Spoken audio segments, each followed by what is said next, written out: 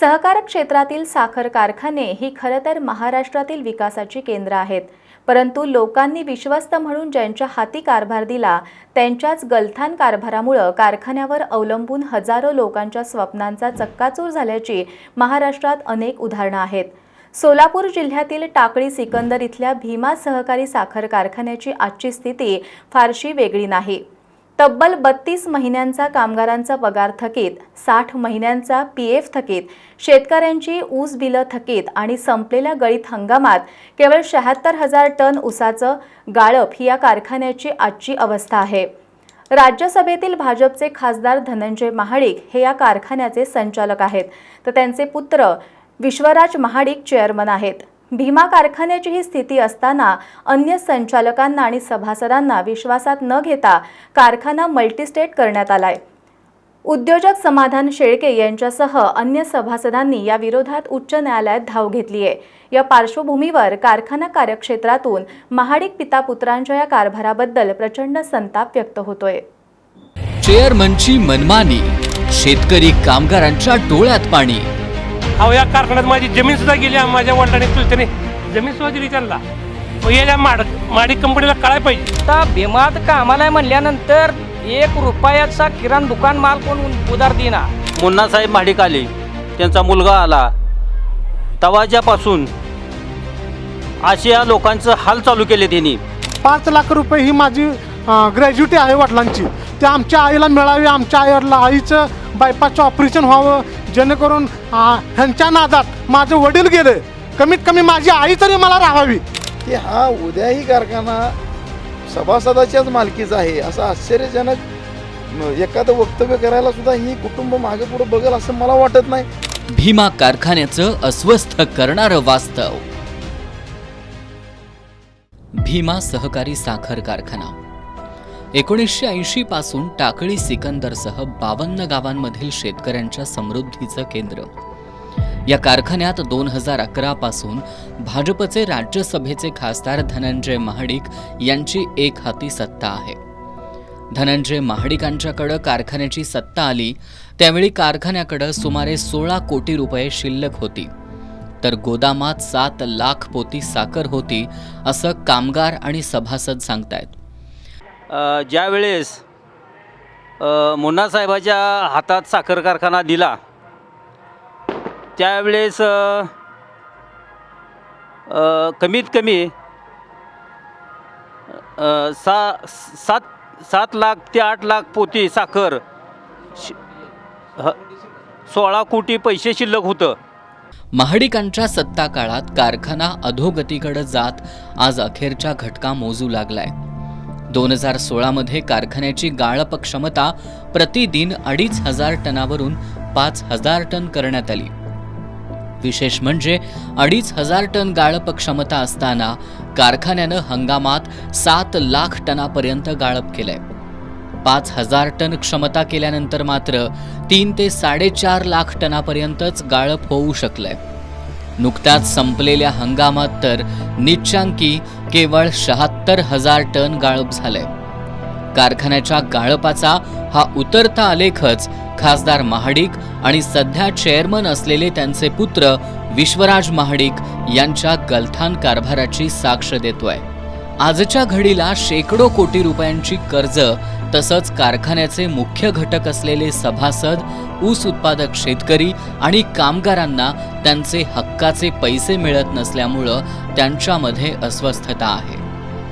एकीकडे ही स्थिती असताना कारखान्याचे संचालक आणि सभासद यांना विश्वासात न घेता कारखाना मल्टीस्टेट करण्यासंबंधीचे सर्व नियम धाब्यावर बसवून महाडिक पितापुत्रांनी कारखाना मल्टीस्टेट केलाय.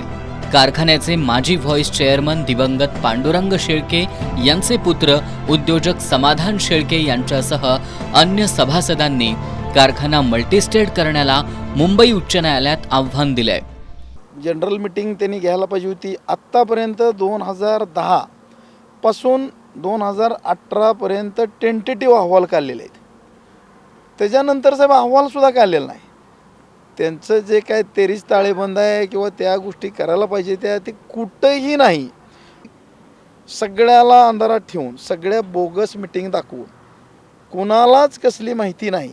सभासदांच्या वतीनं ॲडव्होकेट महादेव चौधरी यांनी याचिका दाखल केली असून या याचिकेवरील पुढील सुनावणी 25 जूनला होणार आहे.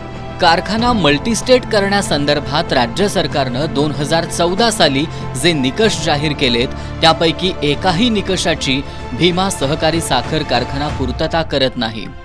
तसंच मल्टीस्टेटसाठी आवश्यक असणारी 2/3 सभासदांची मान्यता सुद्धा घेण्यात आलेली नाही. याकडे उच्च न्यायालयाचं लक्ष वेधत कारखाना मल्टीस्टेट करण्याचा निर्णय रद्द करण्याची मागणी करण्यात आल्याचं ॲडव्होकेट महादेव चौधरी यांनी सांगितलं. रूपांतर करण्यासाठी महाराष्ट्र गव्हर्नमेंटनं काही मार्गदर्शक तत्त्व 2014 घालून दिलेले आहेत. एकंदरीत मार्गदर्शक तत्त्व 1 ते 11 आहेत. त्याच्यापैकी भीमा सहकारी साखर कारखाना रूपांतर करतेवेळी एकाही अटीची शर्तीची पूर्तता झालेली नाही असं आमचं म्हणणं आहे. त्यामुळं हे सभासदाच्या हिताच्या विरोधात आणि सहकार चळवळीच्या विरोधात असं घेतलेलं पाऊल आहे आणि आमच्यामध्ये ते रद्दबातल झालं पाहिजे.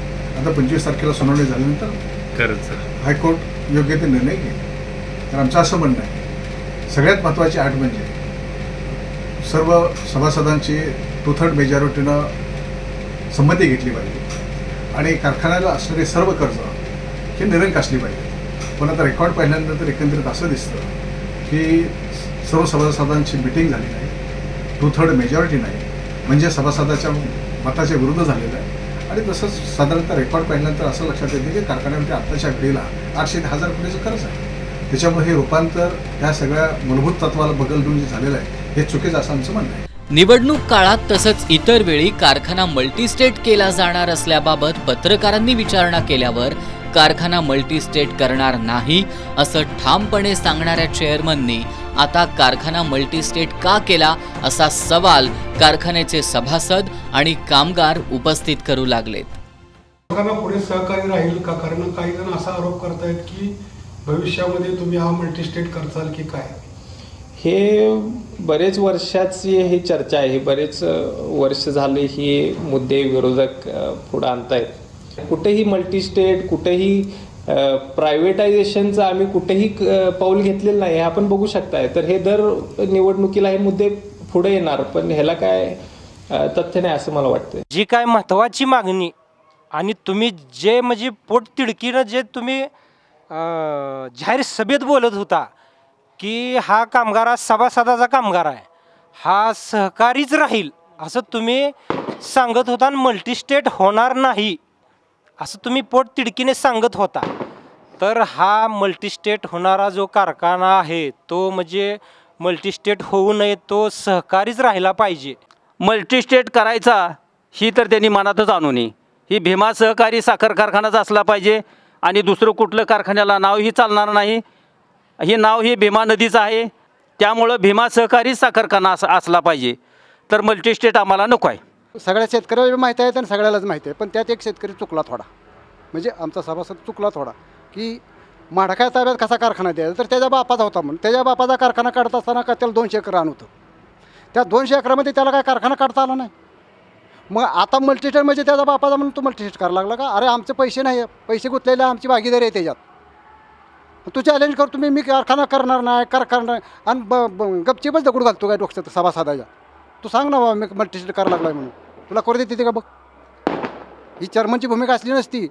व समाधानदादा यांच्या आदेशाखाली आम्ही मुंबईला हायकोर्टात गेलो आहे आणि न्यायव्यवस्थेनं आमच्यासाठी एक योग्य निर्णय घ्यावा व परिसरातील सर्व सभासदांसाठी व 1 लाख ह्या कारखान्यावर जे जनजीवन जगतं आहे, परिसरातले व्यावसायिक जे आहेत सभासद आहेत त्यांना ऊस बिल मिळावं वेळोवेळी व ही खाजगीकरणाला जे त्यांचं पाऊल आहे मल्टीस्टेट करून खाजगी करून आता सध्याच मनमानी कारभार आहे. आज कामगाराला सुद्धा येणं बंद केलेलं आहे. की भीमा सहकारी साखर कारखाना हा बावनगावच्या मालकीचा असून सभासद बावनगावचा आहेत, तरी हा सभासद मालकीचा किंवा कामगार मालकीचाच राहावा, खाजगीकरण होऊ नये. शिवाय चालू वर्षी ऊसाची परिस्थिती चांगली आहे, 25-26 नंतर चांगल्या प्रकारचं गळीत व्हावं व पूर्वीचं गट वैभव प्राप्त व्हावं ह्यासाठी शासनानं विचार करावा. कारखाना मल्टीस्टेट करण्यासाठीचा निर्णय घेताना महाडिक पितापुत्रांनी संचालक मंडळाला सुद्धा विश्वासात घेतलं नसल्याचा आरोप मल्टीस्टेटच्या निर्णयाविरोधात उच्च न्यायालयात धाव घेतलेले उद्योजक समाधान शेळके यांनी केलाय. आत्तापर्यंत 2010 पासून त्यांनी 2024पर्यंत आम्ही कधीही मल्टीस्टेट कारखाना करणार नाही असं वारंवार प्रत्येक सभेत सांगितलं. लोकांना तेवढे विश्वासार्थाने त्यांनी पटवून सांगितलं. परंतु इथल्याही लोकांना आजपर्यंत मी तुम्हाला मग बोलत सांगितले, डायरेक्टर लोकांना सुद्धा आणखी विश्वास बसत नाही की हा कारखाना मल्टीस्टेट ही करतील म्हणून. परंतु आज ते सर्टिफिकेट आमच्याजवळ आलेलं आहे. त्याने तो कारखाना मल्टीस्टेट केलेला आहे. त्याच्यासाठी मी याचिका दाखल केलेली आहे. काही वर्षांपूर्वी कोल्हापूरच्या आणि राज्याच्या सहकारातील आदर्श असलेला गोकुळ दूध संघ मल्टीस्टेट करण्यासाठी पुढाकार घेतलेल्या महाडिकांचे खासगीकरणाचे मनसुबे दूध उत्पादकांनी उधळून लावलेत. त्यामुळे महाडिक पितापुत्रांनी भीमा कारखाना मल्टीस्टेट करताना त्याचा कुणालाही थांगपत्ता लागू नये याची दक्षता घेतली आहे. सहकारात खरे मालक असलेल्या सभासदांची ही अशी फसवणूक असह्य असल्यामुळेच सभासदांनी उच्च न्यायालयात धाव घेतली असून सभासदांना आता न्यायाची अपेक्षा आहे.